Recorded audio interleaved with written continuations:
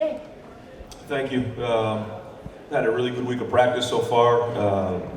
Again, want to just publicly thank everybody in the Fiesta Bowl and Mike and everybody involved. We've had a really good week here, and spent Christmas away from home yesterday, and it makes it a lot easier when you're away from home when you get treated so well here, and great people who have helped us all along the way. So we've had a good week of practice that way, and looking forward to a great game against a really good team in Clemson. And as we prepared this week and watched film, not only are they really talented, but they're very, very well coached. So it's a tremendous challenge. Had a good week of practice. We're looking forward to Saturday. Got a question right here on the right in the back. Coach, you were talking to Urban just a few minutes ago, and he kind of made it seem like the key to the game was the first 7 minutes, how both teams respond to another team that's of equal talent level. What do you do to prepare a team to come out in that first 7 minutes and, respond to adversity and not make the stage too big? I think you just talk to the team about it. When you have a mature team, you give them what you think is going to happen in the game, and you play it out so that they can prepare for that. And I think anytime you play in any type of game, you have to prepare physically. You have to get your body ready. You have to prepare mentally, know what you're doing, but then emotionally and spiritually. And I think that's a part of this, is understanding the electricity that's going to come with the game, and it'll be on hyper speed there for the first quarter, and just preparing for that and understanding that that's the way the game's going to go down. And being able to respond to that. But our guys have played in big games, they played in big environments, so I don't think that'll be advantage to either side. Clemson's played unbelievable games here in the last couple of years. So, you just talk to the team, about it, and then you prepare the best you can. Question here on the far right. Ryan, before practice Tuesday, you seemed pretty fired up. Yesterday, you guys came out, looked like you were having a more fun message. How does a coach decide what is the best approach on a given day? You take it day to day. That's one of the things that I've talked about this year. I think our coaching staff's done a great job of is, with our team and with this generation, it's kind of day to day. It's just the way it is. And we've had great practices. Preparing for this game has almost been like a bye week. It's happened so fast, and we've done a really good job, I think, of preparing the guys for that. But when it's Christmas, you got to have some fun with them, and we had some fun. They're away from home, especially some of the younger guys have never done that before. Their first time away from home for Christmas, so we want to have a lot of fun and make sure that they understand that this is their family away from home. But then some of the other practices have been really spirited, really physical, and there's a lot on the line here, and they know that, and our coaching staff knows that. And again, I thought we've had a good week. Second row on the left. Ryan, the 2013 bowl game against Clemson was the impetus for a defensive change at Ohio State. The 2016 bowl game against Clemson was the impetus to bring you here. Is this as well-fashioned a team that you can put together to be ready for Clemson again? I think I talked to the team the other day. I'm not ready for this team to be done. More than anything, I love this team. I love these kids. I love this coaching staff. What they've done, together as a group, but just personally, what they've done for me in my first time as a head coach. They'll always have a place in my heart. And like we said, we're not ready for this thing to be over. So we're fighting for that too. We want to continue to play after this and keep this team together. And I do. I think that these guys are excited to play in this game, and it's time to go play and find out where we're at. You don't know until you're in those games, and it goes back to fundamentals and understanding how you take care of the ball and tackling and those type of things. So our veteran players have to play veteran. The good players have to play good. That's how it goes in games like this. Stay on the left, fourth row. Ryan, could you just describe what this last year has been like for you? You replace a legend like Urban Meyer, and you go undefeated in your first season as a head coach, and now you're getting ready to get in the playoff. What has this been like for you? Well, it's been day to day, week to week, and again, it sounds cliche, but it's something that we've talked about from the get-go. And one of the things that you can't get overwhelmed with is the expectations, because they're so high here and the margin for error is so small. But when you surround yourself with great coaches, when you surround yourself with great players and leaders and recruit great families, that's what helps, and you rely on them. But it's been quite a year, and I think that our guys, as the season has gone on, have built a better chemistry. Our coaching staff has built that as well, and so now we're to this point now. And we talked about this way back in February, that we wanted to be in this moment. Well, we're in the moment right now.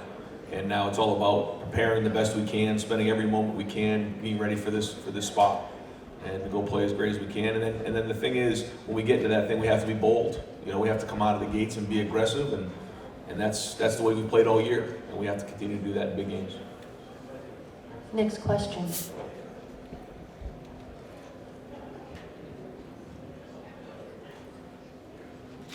Right here on the far left.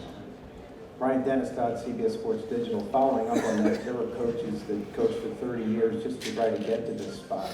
You've reached it in your first year. What do you do for an encore for the next 10 years? Well, I try not to think about that. I try not to worry about that. When we started here last January, knowing what Coach Meyer had done leading up to this point, because again, when you focus on that, you can get yourself overwhelmed.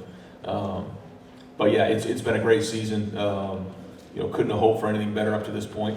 Now it's just a matter, can we go finish this thing off the way that we wanted to, all the way from the get-go. And it's all about the players, though. It's about the leaders. It's about the guys on this team who have built that camaraderie, and they played great. And now, again, games like this, it comes down to the players. It's not plays, it's not coaches, it's the players playing great, and they're the ones who deserve the credit at the end. Back row on the left. Ryan, what would be your words for,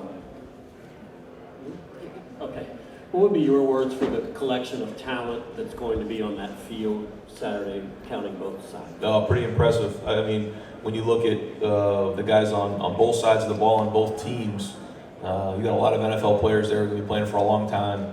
So it's going to be fun to see those guys playing against each other and competing. But you talk about a collection of power, speed, strength. You kind of look on both sides. It's there. Clemson's, they're strong, they're powerful, they're tough. So are we. They're fast. They have speed. We have speed. So they have a really good quarterback. We have a really good quarterback. They have a really good running back. We have a really good running back. It goes back and forth. And so it's an equated game, and it'll be fun to watch. Second row on the left.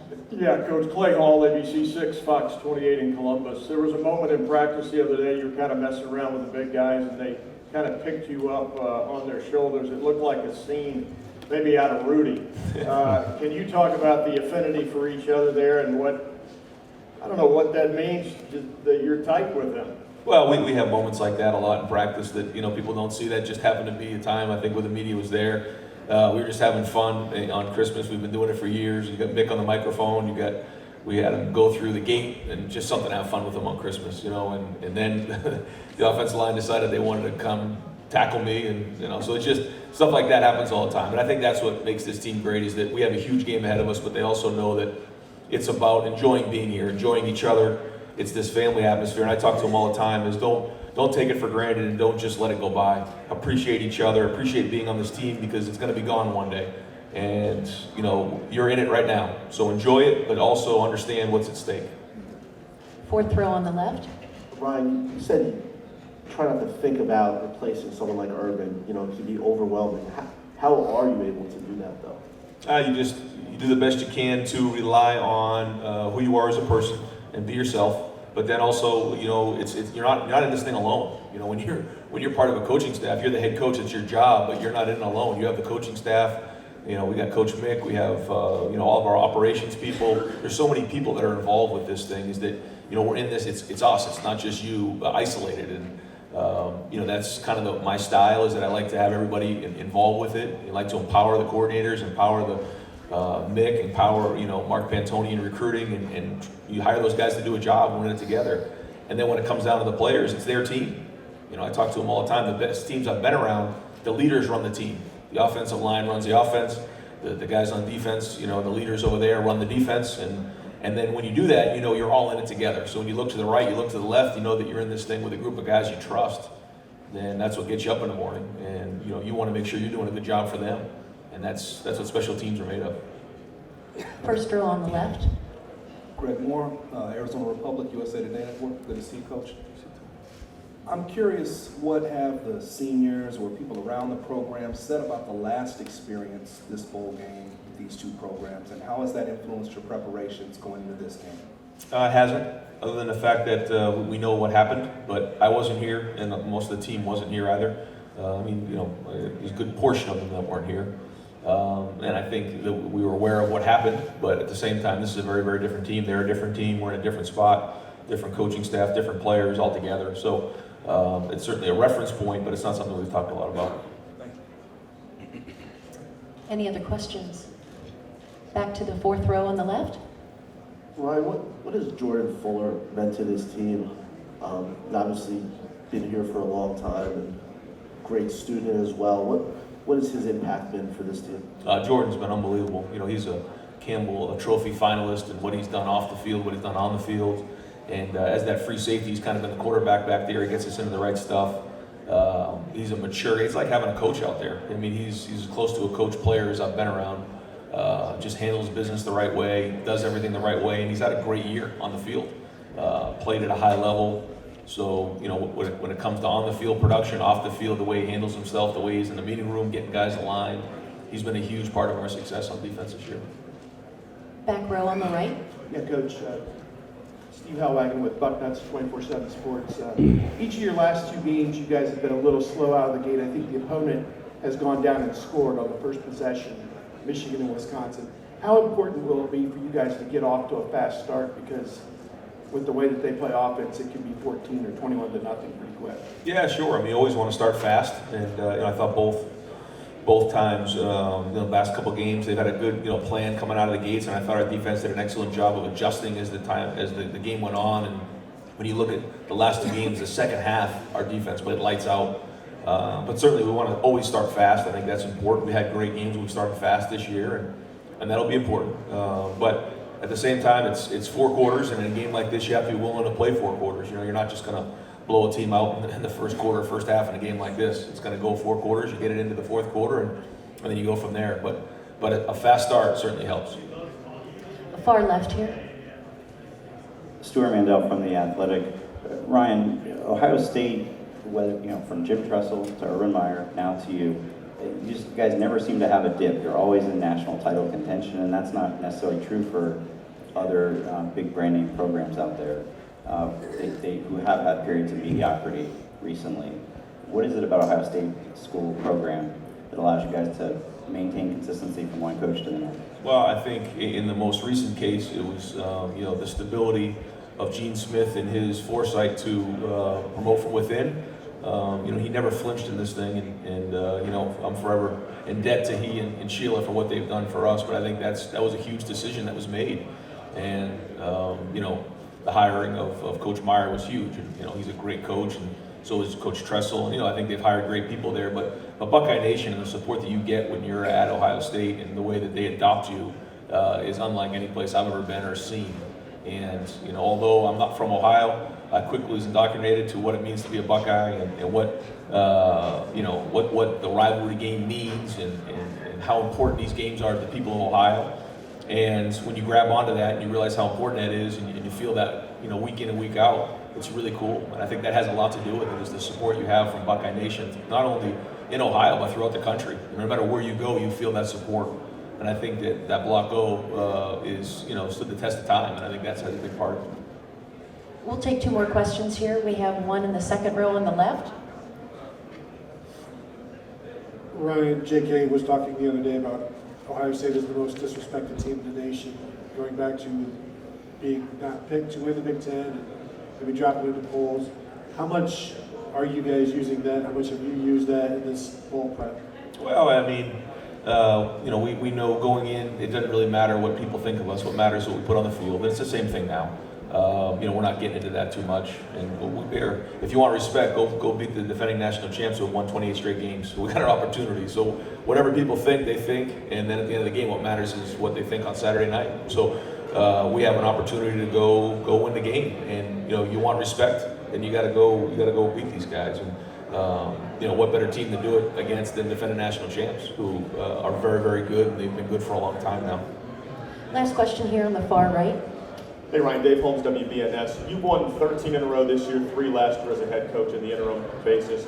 16 in a row for you, but when you see 28 in a row, I'm curious, knowing how hard 16 is, your perspective on reeling off 28 in a row. Yeah, I actually said it to Coach last night. We were at an event together, and I said it's hard to win 28 games against air. I mean, I don't know how you do that, win 28 games. That's unbelievable. I think it just goes to show you the stability he's had in the staff there. and their ability to, stay focused throughout that time. Because all it takes is a couple of times the ball's on the ground, the ball bounces one way or another, and you lose a game. And so the consistency's been there, and nothing but respect for what they've done during this run. Great, we'll open it up now for